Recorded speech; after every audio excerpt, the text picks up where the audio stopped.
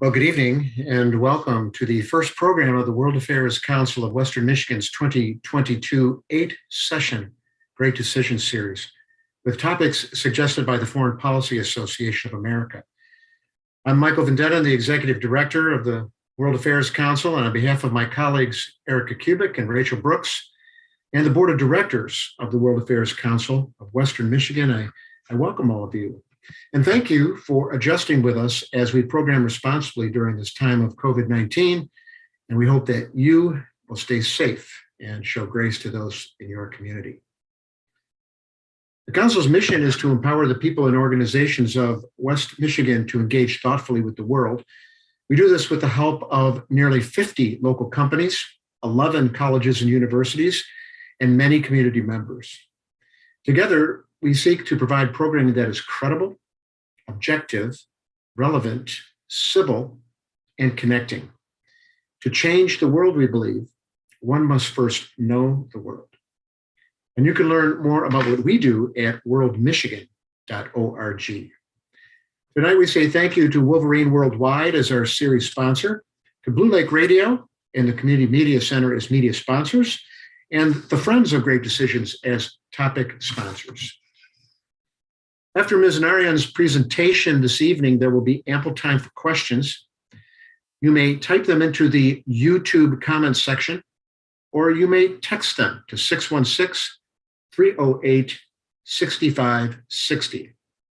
Please exhibit civility to our guest and hospitality to others by asking questions that are respectful and are succinct. We are very pleased to have Pratima Narayan with us, and we are grateful to her for her flexibility to engage us in this manner. Pratima Narayan is Deputy Program Director with the Global Initiative for Justice, Youth, and Reconciliation, where she oversees several programs in transitional justice and atrocity prevention. Prior to this, Pratima led investigations for the United Nations Commission on Human Rights in South Sudan. While living in Juba from 2017 to 2020, she conducted approximately 25 missions across South Sudan, Uganda, Kenya, and Ethiopia to document grave human rights violations. In 2018, she was one of 18 investigators selected globally to participate in a U.S. Department of State investigation into atrocities allegedly committed against Rohingya communities in Myanmar. Pratima has also held various other positions with the United Nations Peacekeeping Mission in Mali and the Office of the High Commissioner for Human Rights in Geneva. A Bronx native, she began her career representing families in eviction prevention cases with the Legal Aid Society in 2002.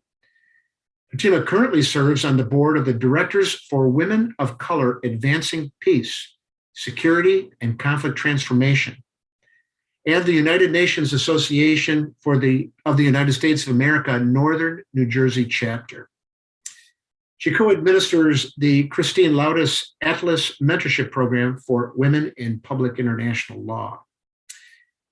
She holds a JD from Boston University School of Law and a BS in Industrial and Labor Relations from Cornell University. Her presentation tonight is titled Myanmar and Human Rights, and we welcome Pratima Narayan. Thanks for being with us. Thank you so much. Before I begin, I'd like to thank my hosts at the World Affairs Council of Western Michigan, Foreign Policy Association of America, and all of the sponsors for arranging this lecture series and having me here tonight. My name is Pratima Narayan, and my life's work has really been driven by the belief that to change the world, one must first know the world. For me, that's meant living among other communities, understanding what's happening beyond our borders, and supporting survivors in their quest for justice. I'm incredibly grateful for this opportunity to speak on an important subject in my career in human rights. I'm sorry that I couldn't be there with you in person, but I really appreciate you spending your evening with me, especially on Valentine's Day. In spring 2018, when I was still serving with the United Nations in South Sudan, one of the independent experts I worked with mentioned there was a need for investigators to participate in a fact-finding mission interviewing members of the Rohingya community who'd been displaced from Myanmar. Immediately, I jumped at the opportunity. Before I knew it, I was on a plane to Bangladesh during my break with 17 other investigators who'd been selected for the project. We had the daunting task of interviewing at least 1,000 Rohingya refugees within a few weeks to try to discern what happened in Myanmar that would cause 720,000 people to flee over 175 miles from Rakhine State to the refugee camps in Cox's Bazar. Our days were long and the conditions in the refugee camps were arduous, but the Rohingya families that I met were incredible and the experiences that they shared, harrowing and eye-opening. Their responses to my questions about their lives almost always began and ended with their desire to be recognized as Rohingya and be given equal rights and protection as other religious, ethnic, and linguistic groups in Myanmar. Erica, can we put on the presentation, please?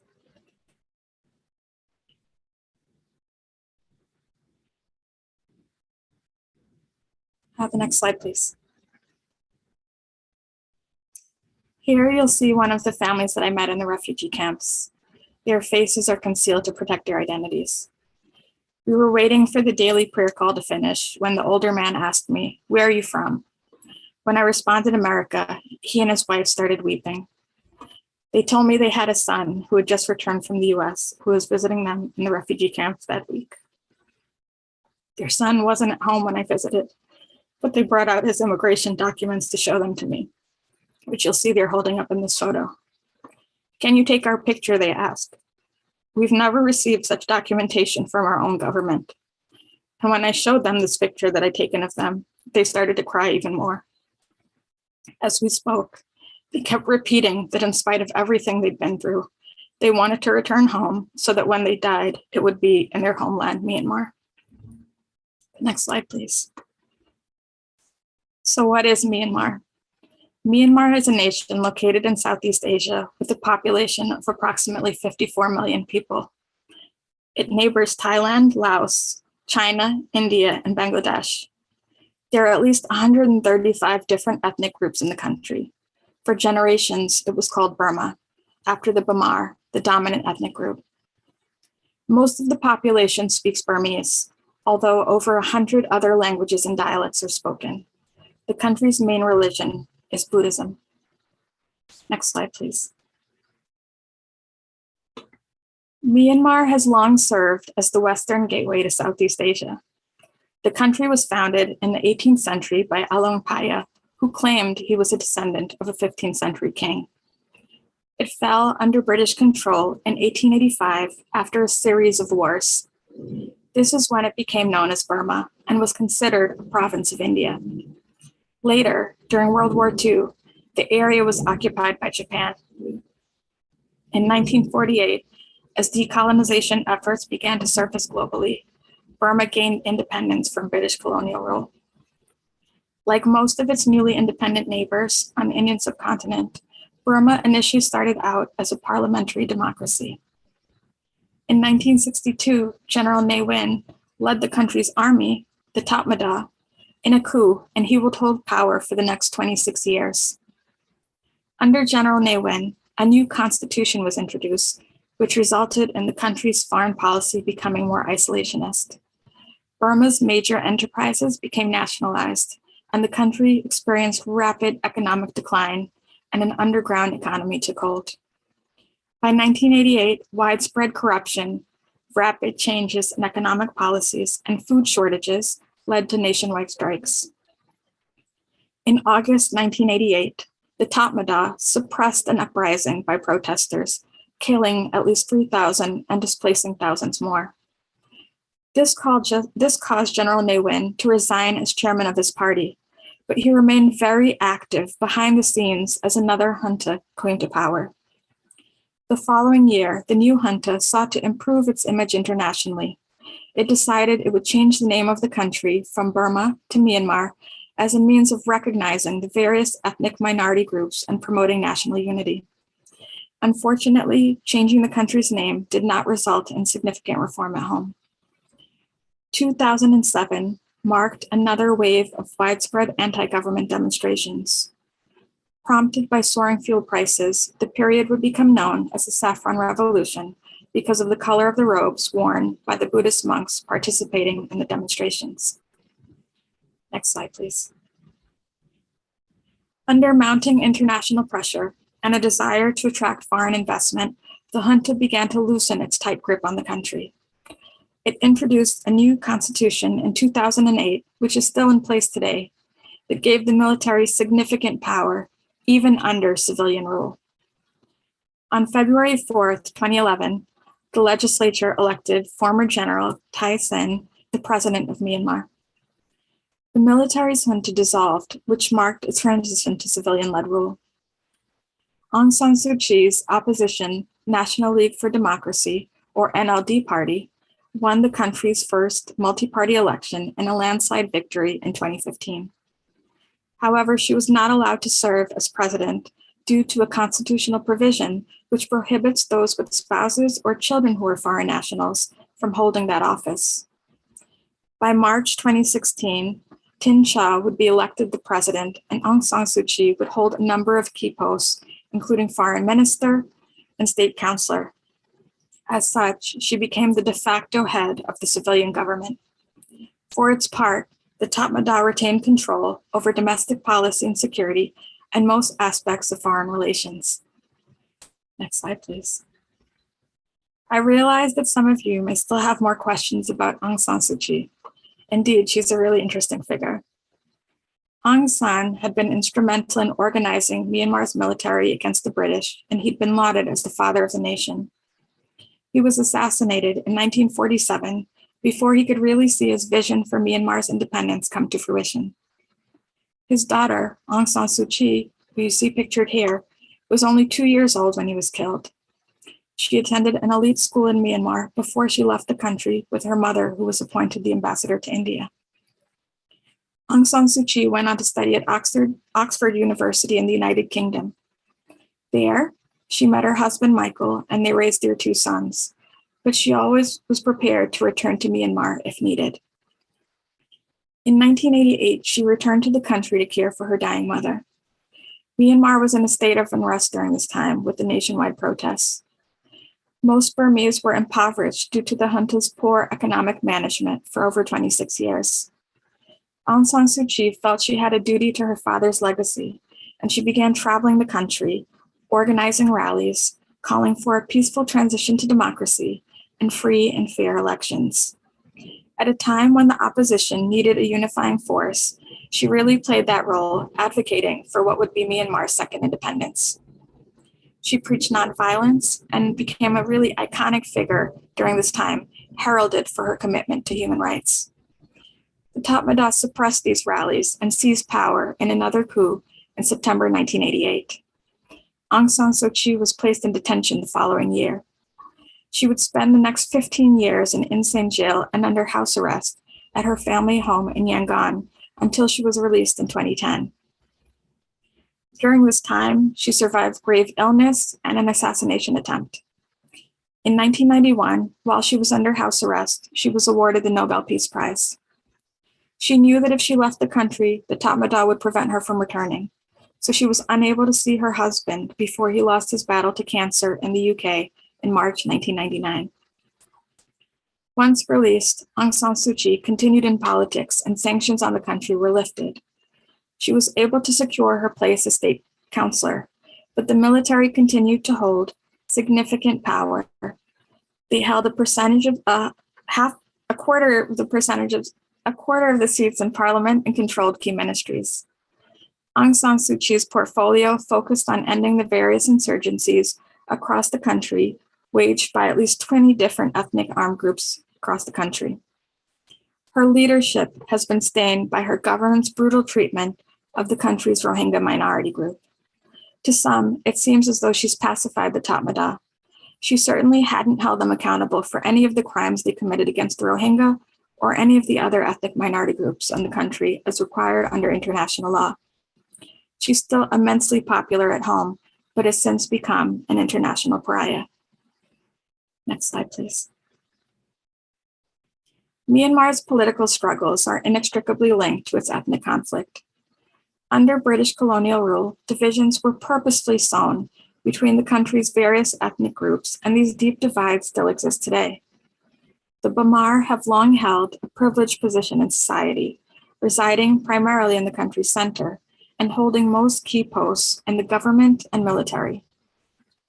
Non-Bamar were often recruited into the British colonial forces and were used to quell Bamar resistance movements. Myanmar's ethnic minorities reside mainly in the hinterlands around the borders of the country. They have their own languages, traditions, cultural regalia, and religions, but are primarily divided by geography. There are 7 main ethnic minority groups: the Kachin, the Kaya or the Karenni, the Chin, the Kayan or the Karen, Shan, Rakhine, and Mon. General Aung San promoted a federalist union where each ethnic state would be afforded full autonomy over its internal administration. Since then, ethnic minorities have sought political arrangements reflecting their independent identities. However, Myanmar's military regime has insisted on a nationalist cultural identity and centralized control. It's prioritized the Burmese language and Buddhism over other religions. Several ethnic minority groups have faced systemic discrimination, lack of economic opportunities, and development in their regions, as well as brutal and repeated campaigns launched by the military. This has spurred intractable conflict between the Tatmadaw and armed groups mainly comprised of ethnic minorities. Next slide, please. And this brings us back to the Rohingya, who are one of the ethnic Muslim minority groups that reside in Rakhine State. Their origins in the region can be traced to the 15th century Arakan Kingdom. Under British colonial rule, the need to cultivate rice in Burma ushered in migration from workers from Bengal, or what is present-day Bangladesh, India, and China. Members of the Karen community who were Christian and other non-Buddhist minorities were afforded preferential treatment. The Muslim community in Rakhine State doubled during this time. During World War II, the Rohingya supported the British, while the Rakhine people, who were primarily Buddhist, initially supported the Japanese. Before his death, Aung San managed to unite the Shan, Chin, and Kachin groups with the Burmese nationalists. However, shortly after Myanmar's independence, hardline communists and Karen separatists soon launched insurgencies. The Rohingya also revolted against the newly independent state, demanding equal rights and an autonomous area. The Tatmadaw suppressed this insurrection. So even though the Rohingya have been in Myanmar for centuries, they've long been treated as illegal immigrants from Bangladesh. There have been bouts of violent conflict between the Rohingya and the Rakhine, who are their neighbors in Rakhine State. After the military coup in 1962, the Rohingya began to lose many of the rights they previously enjoyed. They are not allowed to move freely through Rakhine State, other parts of the country, or travel abroad. There are restrictions placed on their right to marry, attain an education, or be gainfully employed. There's also been very little development in Rakhine State, which has a poverty rate of 78%. That's more than twice the national average.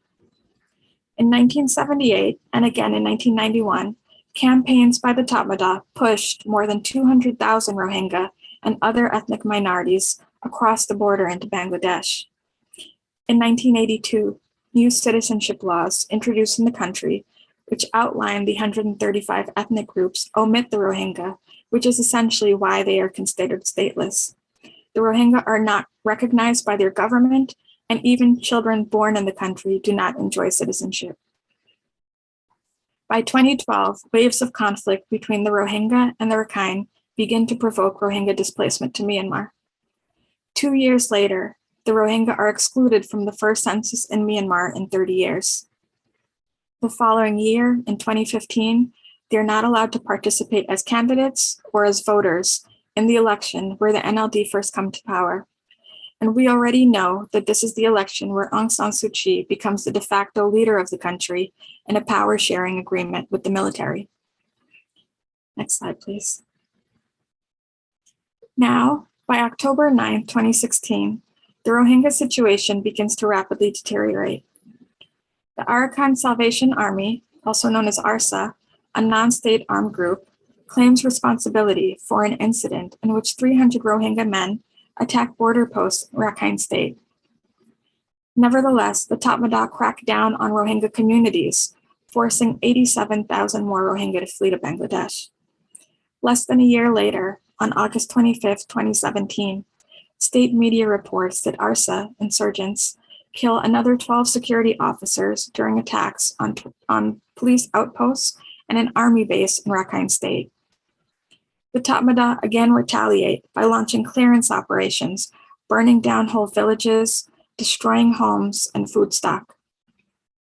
According to Doctors Without Borders, nearly 7,000 Rohingya were killed, including 700 children under the age of 5. Human rights groups have documented cases where Myanmar security forces allegedly raped, gang raped, and sexually violated Rohingya women and girls, as well as men and boys and members of the transgender community. Another 600,000 Rohingya, including the older couple you met at the beginning of my talk, flee to Bangladesh. Next slide, please. In total, an estimated 720,000 Rohingya were forcibly displaced to Bangladesh. Others have left for Indonesia, Malaysia, Thailand, India, and more recently, Nepal. With such a large percentage of the population leaving the country, it became more difficult to conceal what was going on within Myanmar's borders. Human rights groups have criticized Aung San Suu Kyi, who they say has become an accomplice of the military. She's been stripped of many of her human rights honors. Next slide, please. So what are Myanmar's obligations to the Rohingya and other ethnic minorities? Myanmar must respect the human rights of all persons in its territory without discrimination.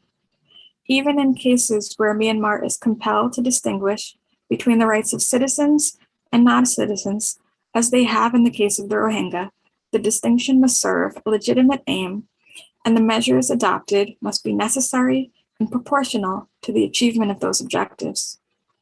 Under the 4 Geneva Conventions, which Myanmar has ratified, the situation would be considered an internal armed conflict under Common Article 3. The Tatmadaw and others must adhere to the minimum standards of conduct of war and the protection of civilians and others not engaged in hostilities. Myanmar is also a state party to the Geneva Convention, which gives rise to its duty to prevent, stop, and punish the crime of genocide. Finally, we can also consider the global responsibility to protect. This is an international norm that United Nations member states unanimously adopted in 2005 to protect populations in their territory from atrocity crimes, in addition to ethnic cleansing. It also outlines the international community's responsibility to encourage and assist member states in meeting their responsibilities and to take action when the member state fails to act. When Aung San Suu Kyi addresses the media after the attacks, she denounces the commission of any human rights violations, but never acknowledges any of the atrocities the Tatmadaw allegedly committed. To this day, the Tatmadaw maintain that it's been targeting terrorists, but not committing atrocities. On the other hand, the United Nations High Commissioner for Human Rights has described it as a textbook case of ethnic cleansing.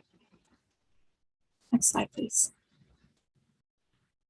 And how have Myanmar's neighbors reacted to all of this?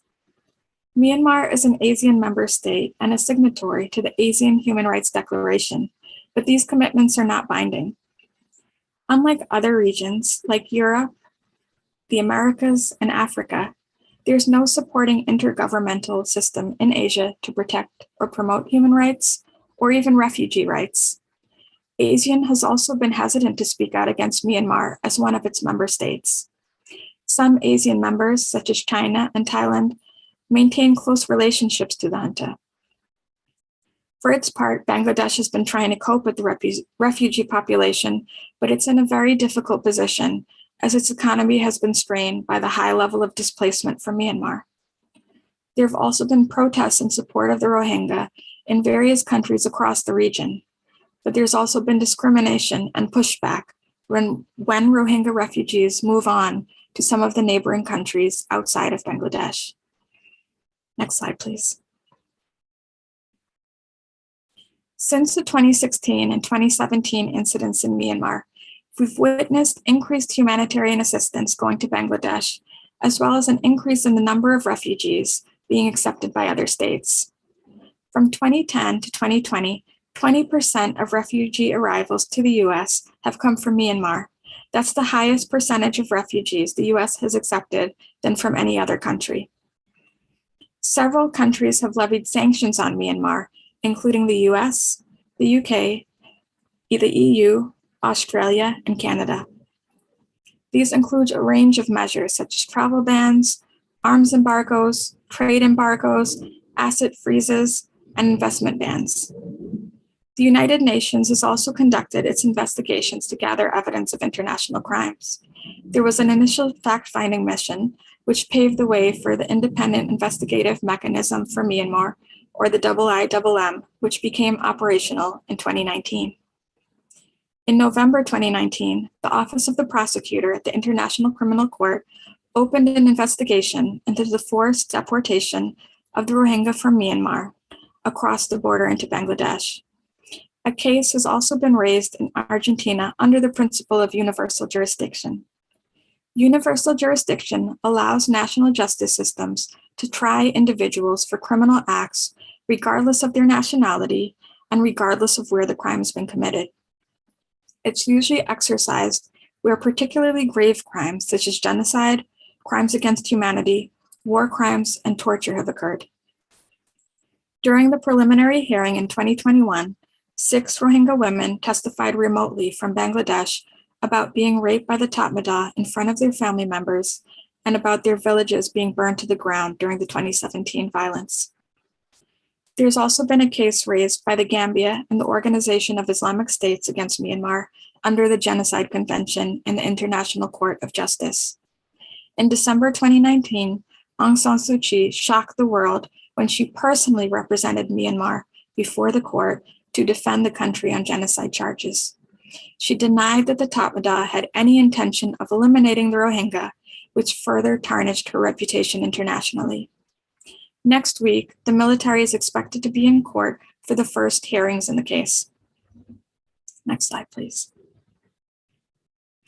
However, in Myanmar, we've seen people rally behind Aung San Suu Kyi. In November 2020, she and the NLD win another landslide victory in the general elections. The Tatmadaw, who'd been supporting the opposition Union Solidarity and Development Party, claim election fraud and demand a recount of the vote.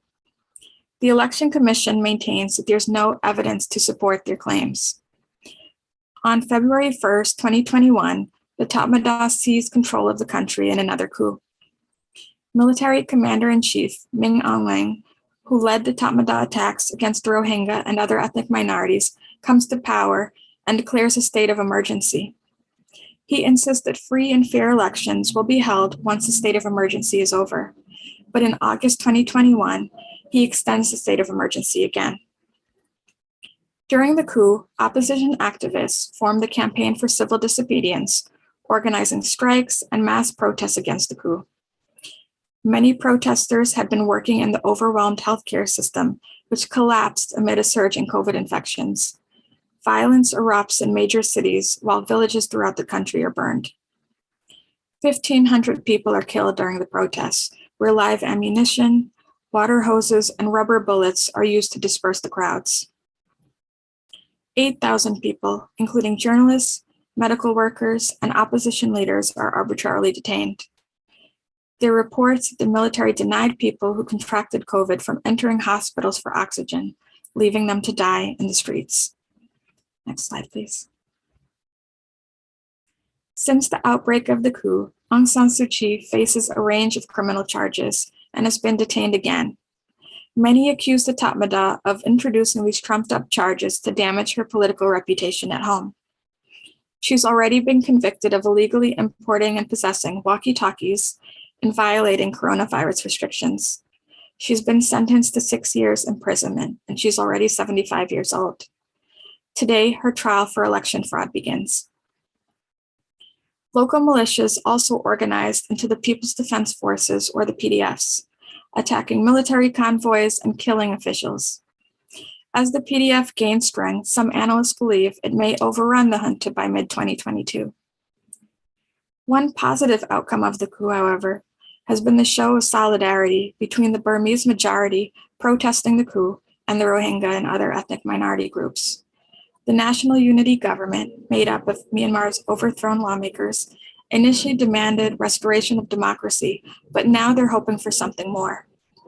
They want the 2008 constitution, which gave the military so much power, abolished for good. For the first time in Myanmar's history, the protesters are also advocating for a federal democratic union with equal rights and equal treatment for all of Myanmar's people. Several Burmese activists have lamented the blind faith they placed in Aung San Suu Kyi and the military's brutal use of violence in these protests. They've become more educated about the country's history and the military's history and their treatment of the Rohingya and other ethnic groups. Since February 2021, an additional 189,000 people have been newly displaced inside of Myanmar. It's unclear where the Rohingya will even live if they're allowed to repatriate. Myanmar authorities have reportedly used abandoned Rohingya land to build homes, security bases, and infrastructure. The situation in Myanmar has implied that Rohingya repatriation from Bangladesh be further delayed because the conditions for safe, voluntary, and dignified returns, as required under the law, are not present. In the interim, the Rohingya situation in Bangladesh has become more complicated. Facing a lack of space to shelter refugees, the Bangladeshi government has begun to relocate refugees to a remote island, Bhasanchar. Human rights groups claim the conditions on the island are not fit or appropriate for Rohingya to live there. The security situation within the camps in Cox's Bazar has also begun to deteriorate, with an increase in armed groups and gang violence. Mohib Ullah, a prominent Rohingya human rights activist, was killed in the camps a few months ago. There have also been a series of widespread fires in the camps that have ravaged homes and resulted in the loss of life. Next slide, please. And so with all of these developments, many are left wondering, what now? The current challenges in Myanmar have deep roots and are unlikely to be solved overnight. There's a common enemy in the Tatmadaw, but some ethnic minority groups have expressed distrust of the opposition because they've provided that type of support in the past and didn't gain that much. With the one-year anniversary of the coup just passing, there's been a lot of reflection about what else can be done to support the people of Myanmar. If there's one lesson to be learned from any of this, and I think what many of the activists in Myanmar have now articulated, is that it's the responsibility of each of us to personally educate ourselves about human rights, situations of inequality, discrimination, and disenfranchisement, whether it's at home, here in the US, or abroad. When you understand the way that people may personally be affected by the decisions or the policies made, you realize it's important to form your own opinions and do what you can to act against injustice and in favor of the truth. Even if it's just something small, like sharing what you've learned with others, volunteering with advocacy organizations, or calling your congressman, before anyone additional has to experience the level of harm suffered here. I'd like to thank you all again very much for having me here tonight, and I welcome any questions that you have about what I shared about Myanmar or any of the other conflicts that I've worked on. And I know that there are also students joining us, so I'm happy to answer any questions about careers in human rights as well. Thank you. Thank you so much, Pratima, for that very sobering, very insightful analysis of what's going on in the country. We appreciate it. And you may ask her a question. You may do that by typing them into the YouTube comments section, or you may text them to 616-308-6560. That's 616-308-6560. And Pratima, difficult to hear some of the issues that you brought up, and we know some of them, and you've enlightened us on some more. You mentioned that the International Court of Justice is meeting in 1 week to take up the cause of the Rohingya community again. What happens at these trials, if you want to call it, or these hearings, and what do you think will be the result of this? Can it change anything? I'm hoping that it can change something, and I'm optimistic. I think in the case of the ICJ case, what's been really promising, and I think will hopefully set a good precedent, is that the Gambia actually raised a case which is unprecedented. The foreign minister of Gambia had worked in the tribunal for Rwanda, and so when he heard about the situation in Myanmar, for him it bore many of the similarities that he'd seen working on Rwanda.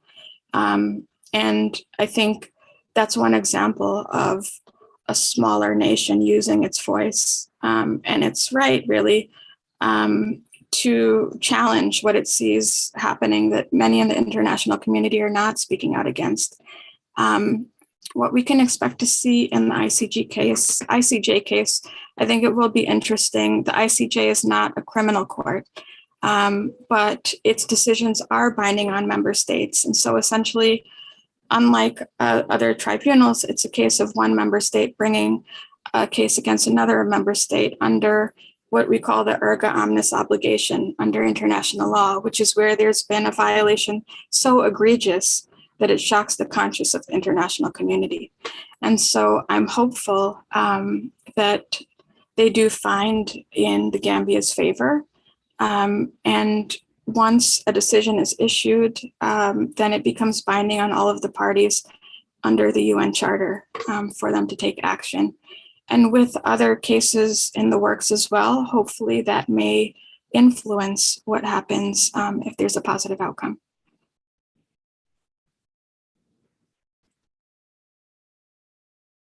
Thank you for that. And I wonder, it's a question about your role when you were an interviewer. So you and a team of 17 others interviewed 1,000 people collectively.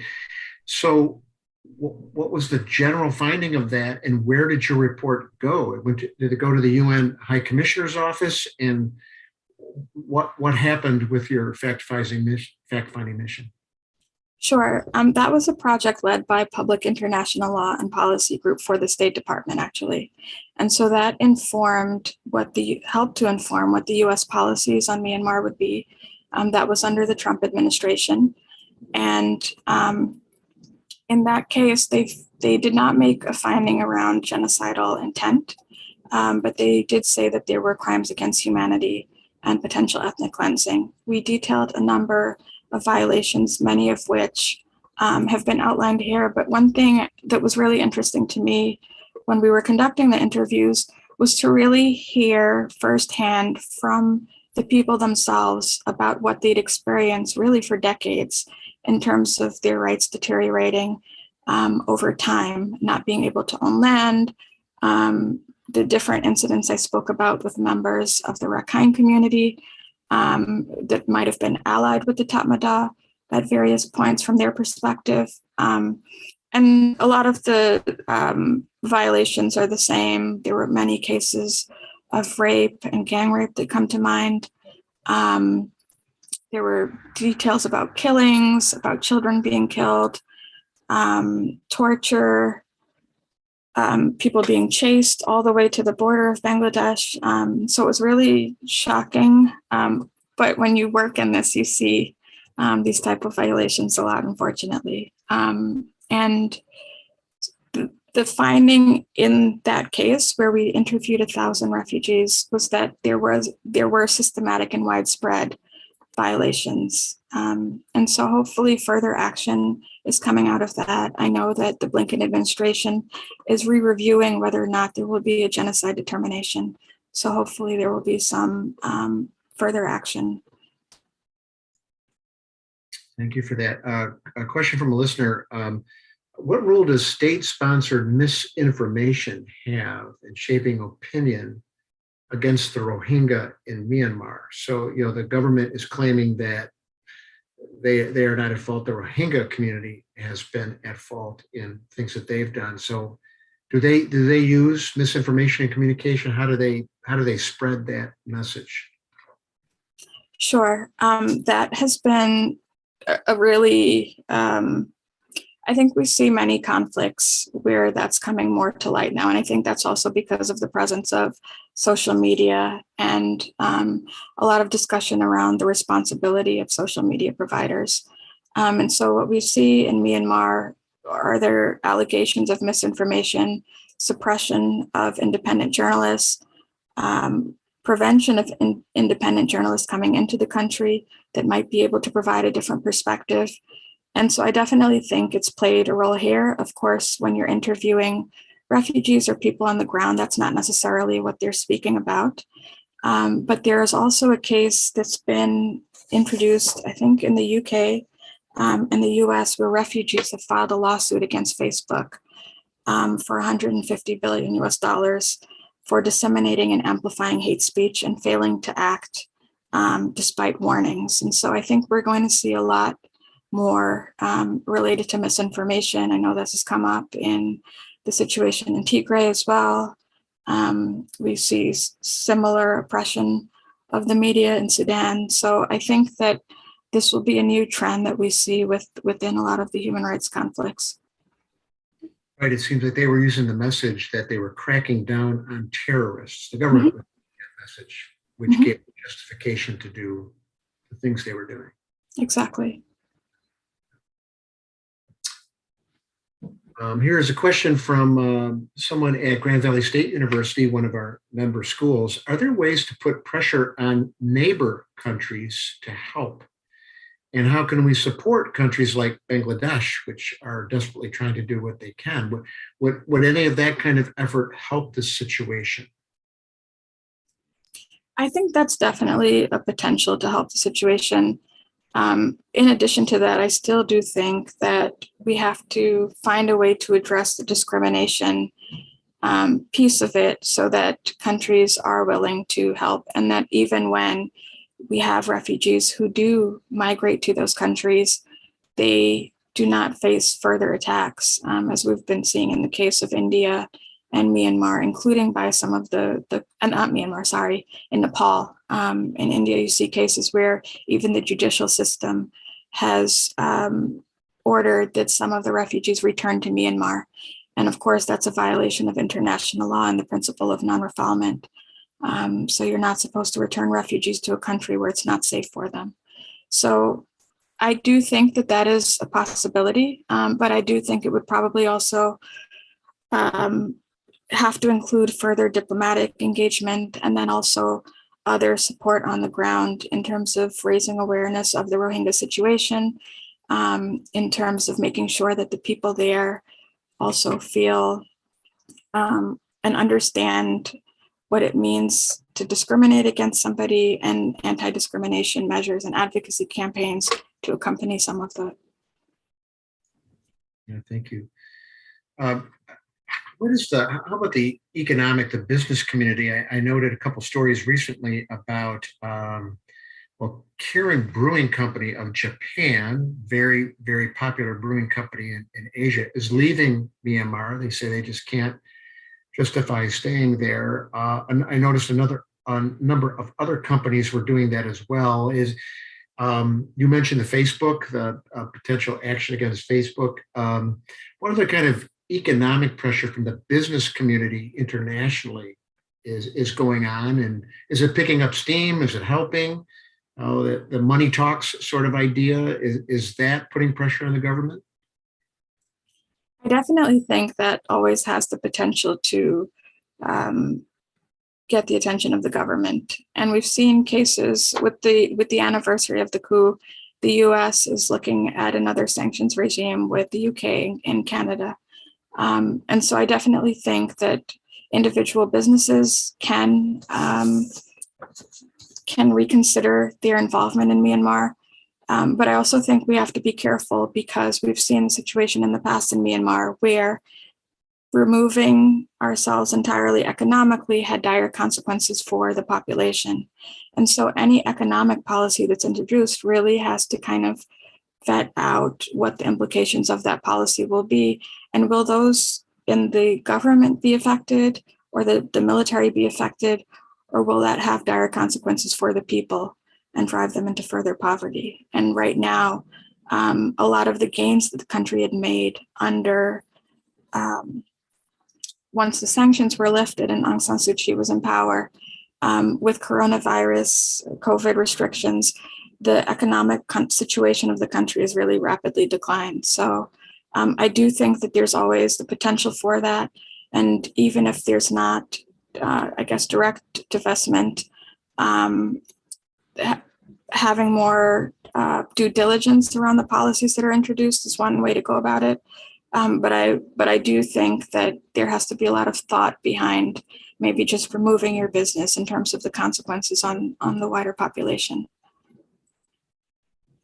Great, thank you. That's a good point. It's a very nuanced issue.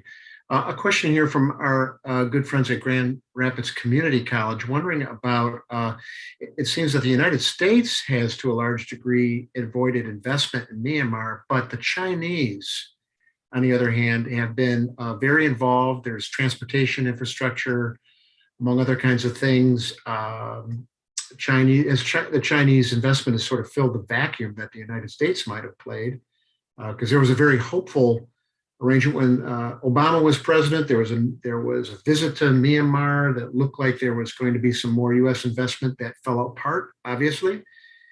But the Chinese have been involved. So what do you make of all of that, and what is the future of the Chinese involvement there?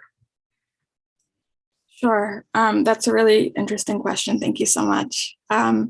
China is ultimately Myanmar's largest trading partner and the supplier of its military aid and food.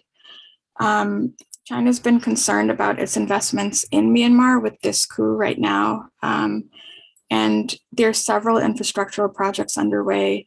There's an oil and gas pipeline that goes through Rakhine State. And China has given the military leaders de facto recognition, but they also had a good relationship with Aung San Suu Kyi.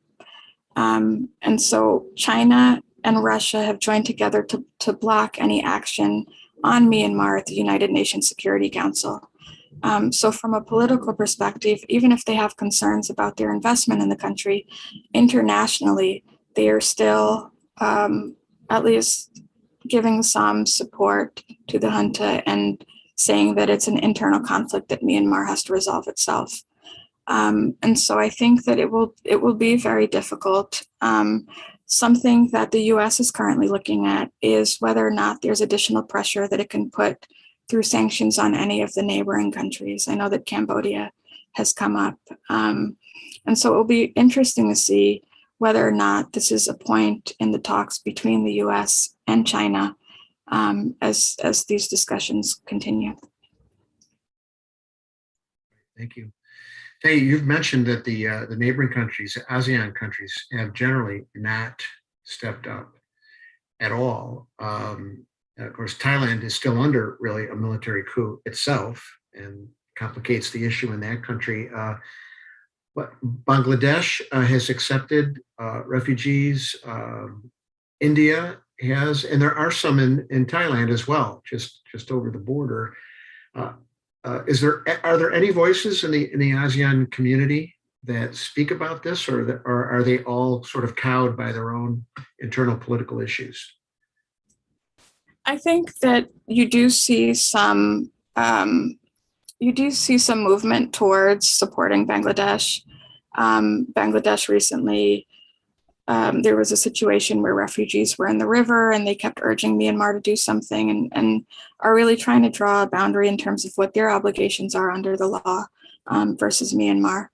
But in terms of political will and a lot of action within ASEAN, you don't really see it. You have the case of what's going on in Sri Lanka as well. And so I think, especially now with COVID-19, there've been a lot of curtailment on human rights not just in Asia, but in other parts of the world as well. And so I think it's a case where maybe people are looking at their own situation at home before they intervene at others. So true. Related question about Bangladesh from our friends at Grand Valley State. How many people are in the refugee camps in Bangladesh, and who is funding these camps, or maybe they're not being very well funded at all. And a related question: some refugees are coming to the United States. You mentioned. Where else are they going besides the U.S.? So let's take the case of Bangladesh first. How many are there, and how are they funded in that situation? And then where are people going? Sure.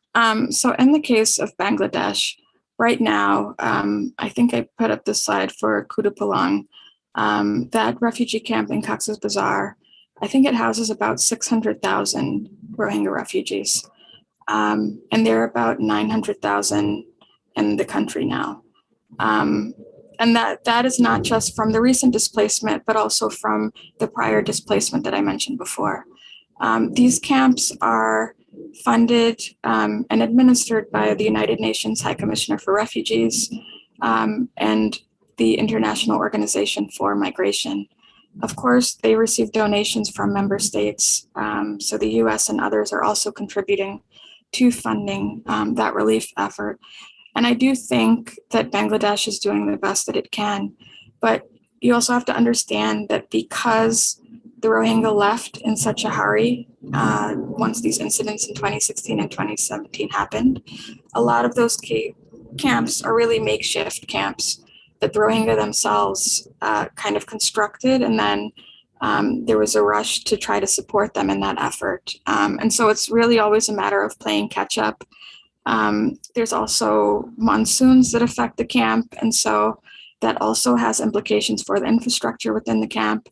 And so I really do think that Bangladesh is making the best effort that it can, but this situation was supposed to be a temporary situation that's now kind of extended because of the situation in Myanmar. And I think that's what's causing a lot of people to think about what the longer term scenario can be with the situation in Myanmar, and the fact that it's not safe for Rohingya to return there. And even if they go back, it's unclear what's happened to their land because there are divergent stories about whether or not they've been built upon. We've seen some images of security bases being constructed in Rakhine State. And also there's the Chinese investment project going on, and where they would really live and be safe. In terms of other countries accepting refugees, the UK, Canada, Australia, some of the other countries in the region have, Malaysia has, but for the number of people, when we think about over 700,000 people, that's a lot of people. And from 2010 in the US to 2020, 125,000, that 20% represents 125,000 people. But I think we'll really have to put our heads together and come up with a longer term solution. Incredible, which is so difficult. A question from Muskegon, Michigan, on the Lakeshore. How do the Rohingya leaders talk about their long-term future? Do they talk about a return to Myanmar? Is that seriously being considered? What do they think might be in their future? Is it just entirely hopeless, or are they actively coming up with thoughts or ideas about what country they might go to, or do most of them really want to go back to where they were originally from? Of the people that I've spoken to, a lot of them still do want to go back. I think when it's the only country that you know, the only home that you know, regardless of what's happened, there's a desire to be back home. And so I think that there's still kind of a wait and see about what will happen, because this violence, this fresh violence, I think it's also raised some hope in terms of the alliances that have been built between the civil society in Myanmar and the Rohingya, even though there are some that are really, I guess, cautiously optimistic based on the past and what's happened when the Rohingya and others have supported the opposition and still not been given what they've been promised. But we also see a case where this is the first time that the opposition is advocating for equal rights for everyone. And so hopefully if it is a situation where there is a transition then hopefully those mechanisms will be put in place for the Rohingya to return home and receive equal rights. Thanks for that. I was interested near the end of your presentation, you talked about the PDF, the opposition, and some hopes that, or some thoughts that it might overrun the government by mid-2022. I had never heard that optimistic of a thought about how well they might do. It looked like it was impossible. It looked like it was a David and Goliath situation. And we have a question here from somebody from Grand Valley State University along those same lines. Have the democracy protests died down since the crackdowns? What realistic hope does the opposition have inside the country?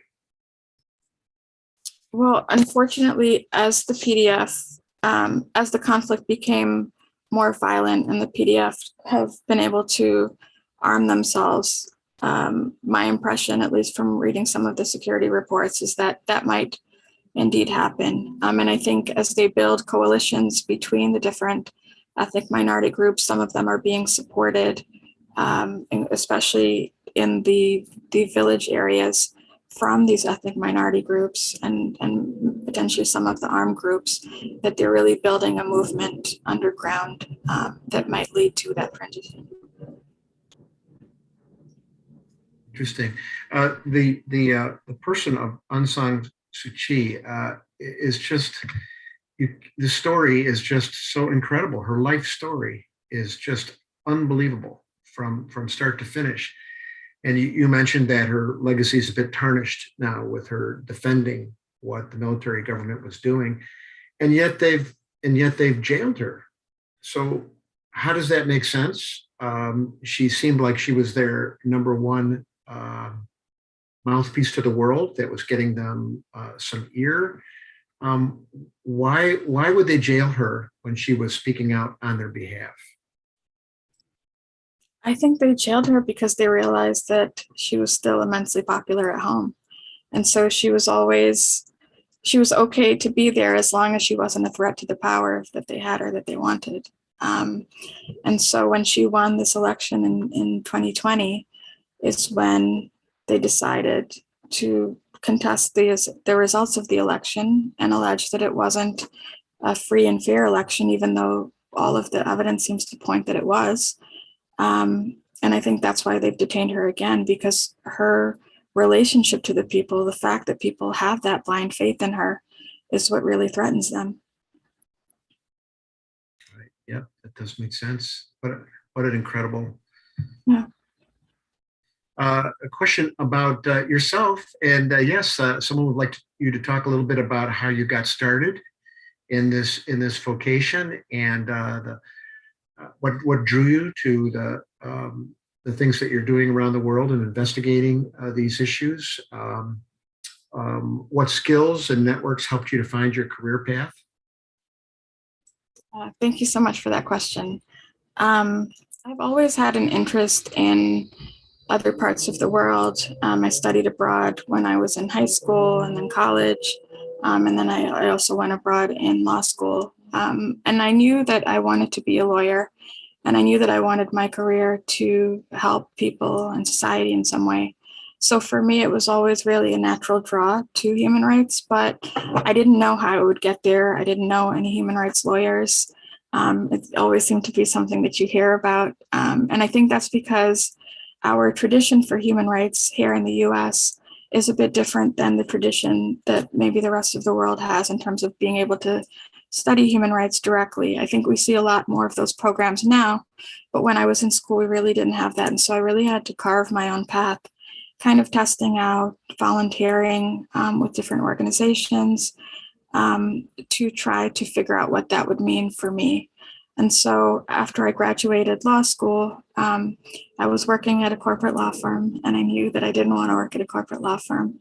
So I started studying education, and I received an internship in Geneva. I didn't really think about it, but I accepted it. And that really changed my life. And one thing led to a next in terms of focusing more directly on human rights and also really wanting to engage with people, the people that were affected, and hearing their stories and doing my part to help document them. And so from Geneva, I went to Mali, and there I worked in reporting and investigations with the peacekeeping mission. And that was really eye-opening to understand how the United Nations works, what a peacekeeping mission is, what role a human rights branch of a peacekeeping mission plays within the country. And then from there, I had the opportunity to go to South Sudan, which was really like my dream job, because then we were interviewing people in the country, as well as the surrounding countries who've been displaced, and documenting their stories, interviewing them, preparing documentation for future cases, whether they're criminal cases, whether they're other types of transitional justice. And that can include truth commissions, memorialization efforts, and really, even if they're different type of reforms to vet out people who have been committing violations, like hopefully some of that documentation will support those efforts. And so that's a little bit about my career path. I hope it answered some of your questions, but I really encourage you to volunteer with different organizations to develop skills. For me, that meant I was working with the United Nations. I was working on human trafficking cases. I was working on immigration cases. And then when the opportunity came for me to go abroad, then I was able to actually put those skills that I developed as a lawyer to use, understanding the way that documenting cases now might help future trials or other forms of transitional justice in the future. And I would also recommend learning languages, because that really becomes your passport to the world and to learn about other communities. Great advice. Thank you for that. And related question was about serve on the board of directors for the Women of Color Advancing Peace, Security, and Conflict Transformation, WCAPS, the acronym. Could you describe that a little bit more? And are there opportunities for people who might be interested in that organization to get involved in it? Sure. The organization's website is www.wcaps.org. And it's an organization, it's supports women of color, but it's not exclusively for women of color. And so if you're an ally and you're looking to support women of color in the field of peace and security, I would definitely encourage you to join. It's a membership-based organization. The membership is free. To my knowledge, there are about 1,400 members. And I actually started out as the chair of the Human Rights Working Group in the organization. And so I joined, I would say, in July 2020. I served as the chair of the Human Rights Working Group from December 2020 until last December. And then I joined the board of directors. But there are a multitude of working groups that you can join. It's a good way to explore your interests in different fields, whether it's climate change or national security.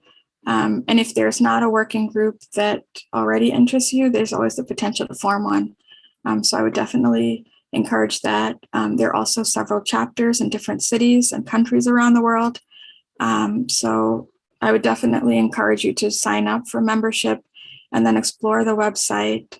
There's opportunities to publish, and it's really an organization dedicated to increasing opportunities and also the visibility of women of color working in these professions. Because very often, as I said, when I was coming up, I didn't have anybody that I could really look up to and ask, like, okay, well, how do I pursue some of my interests professionally? So I would definitely encourage you to visit the website and join. Great, and that's WCAPS.org? Yes. Great.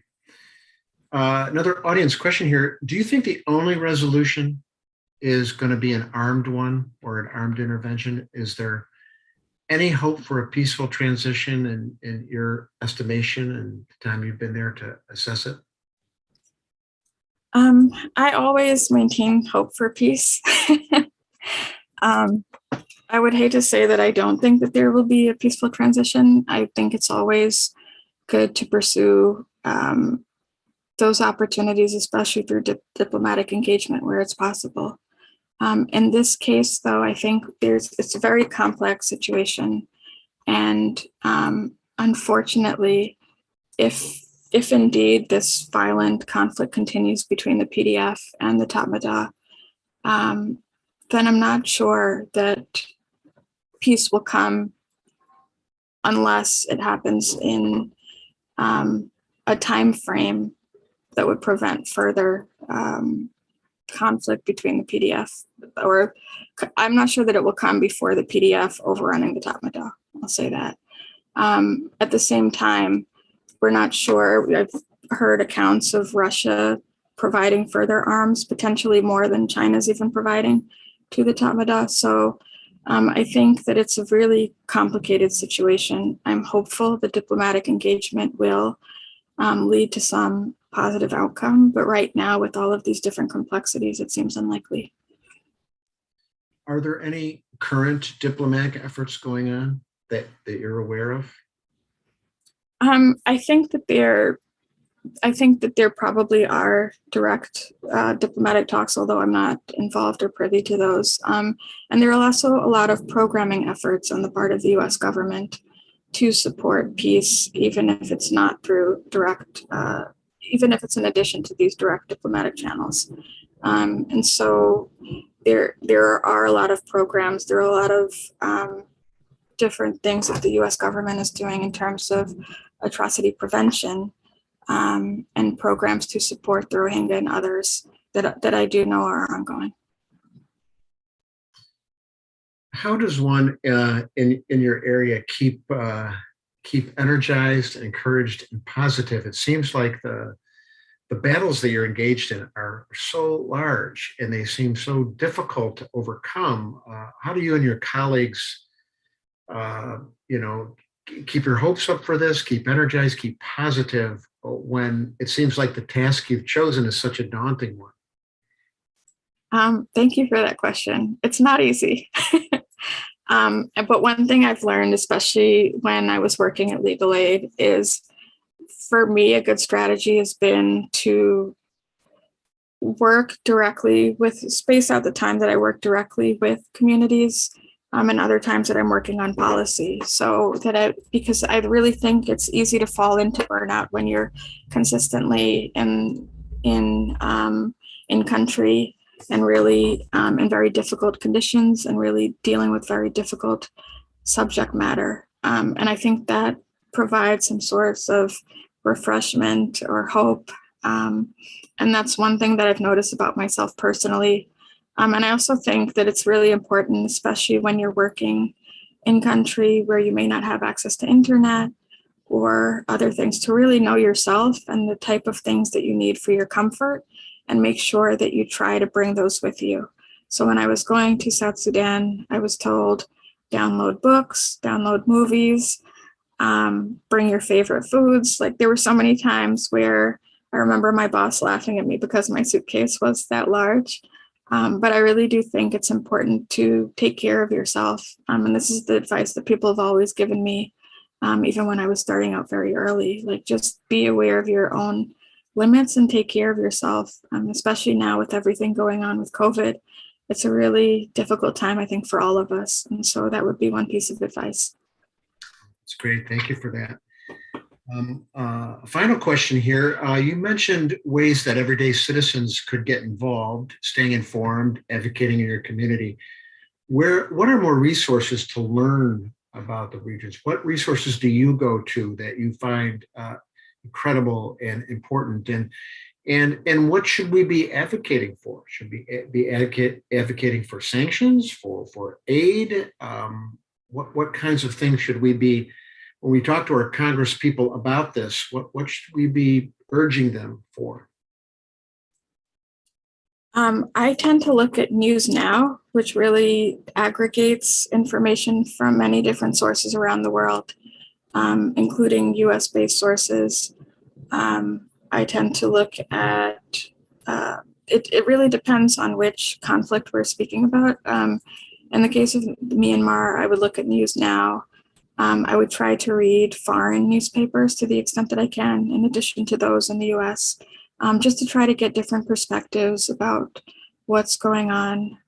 I find that speaking to people, sometimes speaking to people directly from the country can really fill a gap in terms of understanding what's in the media versus what their perspectives might be, having been from there. And it really, you learn a lot very faster through speaking to people and really having those conversations. In terms of what we should be calling our representatives about, I definitely think, and I'm a big advocate for focusing on conflict prevention. I do recognize that there's support needed to the refugees, and I definitely support those humanitarian efforts. But when we look around the world at all of the different conflicts going on right now, there has to be more to prevent these things from happening before they occur. And so that would really be my recommendation about it.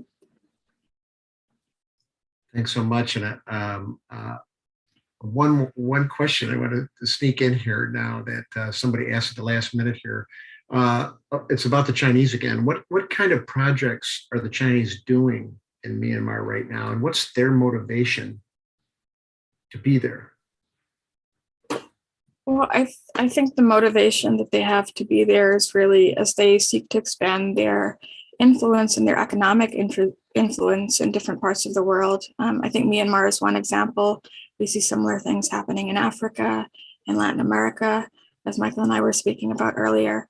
I think that Myanmar, especially as a bordering country and one that they've had long relationship with, is really a good opportunity for them. And so there's an economic corridor project that's going on right now through Rakhine State. As I mentioned, there's oil, natural gas flow. There's a pipeline that also runs through Rakhine State. And so these are just some of the projects, but they also provide food. They export food to Myanmar. They export military supplies. There's also, in terms of gem resources, Myanmar is very resource heavy. It's just that those resources the benefits of those resources never reach the wider population. And so that really has to do with China's involvement. But I really do think it's not just Myanmar, it's part of a wider strategy in terms of their economic growth. Pratima, thank you so much for being with us tonight in this intriguing conversation. There's so much more we could talk about, but we've really covered a lot of ground, and I appreciate it. I think we're all much more educated about Myanmar and human rights issues there. Thanks to you. Our next speaker in the Great Decision series will be on Monday, February 21, a week from tonight, for a rescheduled presentation with Dr. Jennifer Devine of Texas State University. She's going to talk about drug war, the war on drugs in Central America, and that's at 6 p.m. Eastern Standard Time in person at the ATC Center of Grand Valley Community College or online on our YouTube channel. And you can go to worldmichigan.org/greatdecisions22 for registration details. And we will archive this program on our YouTube site, World Michigan YouTube channel. And if you're on our site right now, we'll ask you to like our site and subscribe to it, and you get information on what we're presenting to you.